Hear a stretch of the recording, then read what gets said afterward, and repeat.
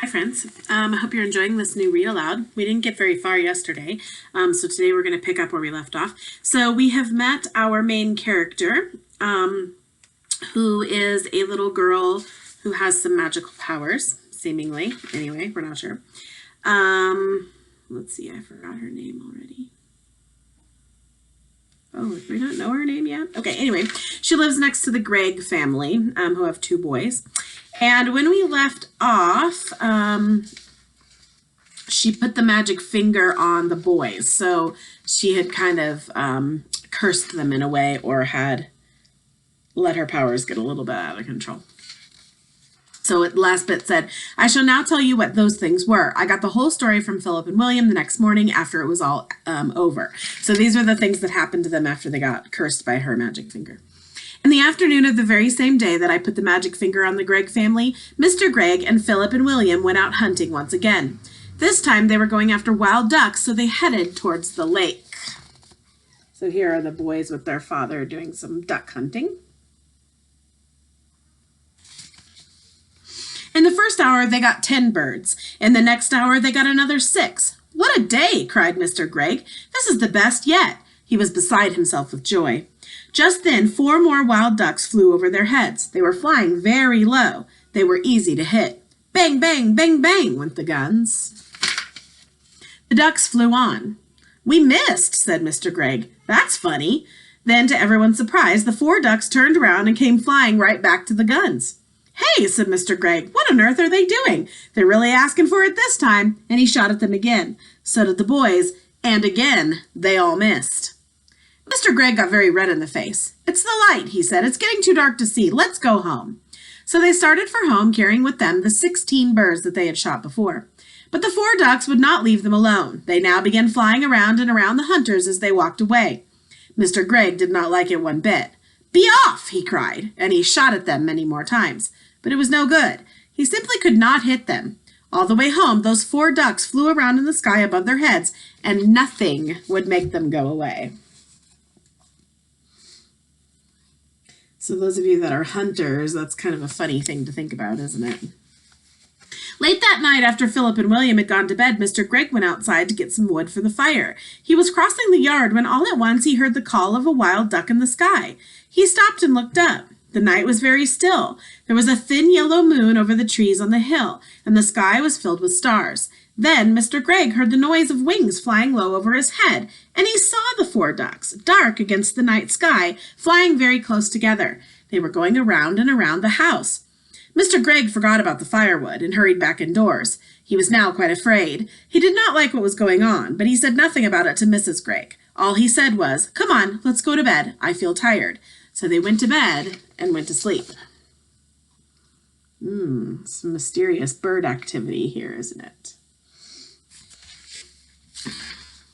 When morning came, Mr. Gregg was the first to wake up. He opened his eyes. He was about to put a hand for his watch to see that. Let me try that again. He was about to put out a hand for his watch to see the time, but his hand wouldn't come out.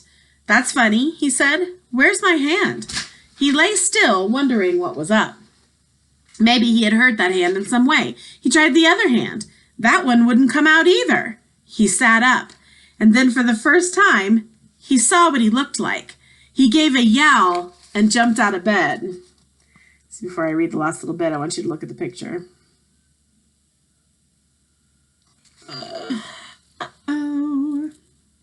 Mrs. Gregg woke up, and when she saw Mr. Gregg standing there on the floor, she gave a yell too. For he was now a tiny little man. He was maybe as tall as the seat of a chair, but no taller, and where his arms had been, he had a pair of duck's wings instead. So if you look at that again, he's small and has duck wings for arms. Oh my.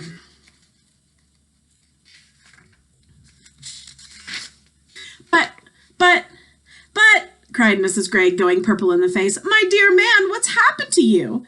What's happened to both of us, you mean? Shouted Mr. Gregg. It was Mrs. Gregg's turn now to jump out of bed. She ran to look at herself in the glass, but she was not tall enough to see into it. She was even smaller than Mr. Gregg, and she, too, had got wings instead of arms. Oh, oh, oh, sobbed Mrs. Gregg. Oh, dear. Looks as though sorry, you couldn't see that one. Looks as though the whole family is turning into ducks, if my prediction is correct here. This is witch's work, cried Mr. Gregg, and both of them started running around the room, flapping their wings. A minute later, Philip and William burst in. The same thing had happened to them. They had wings and no arms, and they were really tiny. They were about as big as robins. Mama, Mama, Mama, chirped Philip. Look, Mama, we can fly! And they flew up into the air. Come down at once, said Mrs. Gregg. You're much too high. But before she could say another word, Philip and William had flown right out the window. So those are the boys. They look awfully happy to have been turned into ducks. Mr. and Mrs. Gregg ran to the window and looked out. The two tiny boys were now high up in the sky. Then Mrs. Gregg said to Mr. Gregg, "Do you think we could do that, my dear?" "I don't see why not," Mr. Gregg said. "Come on, let's try." Mr. Gregg began to flap his wings hard, and all at once up he went. "Help!" Hold on. I skipped a line. Then Mrs. Gregg did the same. "Help!" she cried as she started going up. "Save me!" "Come on," said Mr. Gregg. "Don't be afraid." So out the window they flew, far up into the sky, and it did not take them long to catch up with Philip and William. Soon the whole family was flying around and around together. "Oh, isn't this lovely?" cried William. "I've always wanted to know what it feels like to be a bird." "Your wings are not getting tired, are they, dear?" Mr. Gregg asked Mrs. Gregg. "Not at all," Mrs. Gregg said. "I could go on forever." "Hey, look down there," said Philip. "Somebody's walking in our garden." So here's the whole family up in the sky. Oh my goodness. They all looked down, and there below them in their own garden they saw 4 enormous wild ducks. The ducks were as big as men, and what is more, they had great long arms like men instead of wings. The ducks were walking in a line to the door of the Greggs' house, swinging their arms and holding their beaks high in the air. "Stop!" called the tiny Mr. Gregg, flying down low over their heads. "Go away! That's my house!" The ducks looked up and quacked. The first one put out a hand and opened the door of the house and went in. The others went in after him, and the doors shut. So now we have people ducks and human ducks, if you know what I mean. So the people turned into ducks and the ducks turned into humans. Oh my. Now they're trying to go into this house. This is such a funny book. The Greggs flew down and sat on the wall near the door. Mrs. Gregg began to cry. Oh dear, she sobbed. "They've taken our house. What shall we do? We have no place to go." Even the boys began to cry a bit now. "We will be eaten by cats and foxes in the night," said Philip. "I want to sleep in my own bed," said William.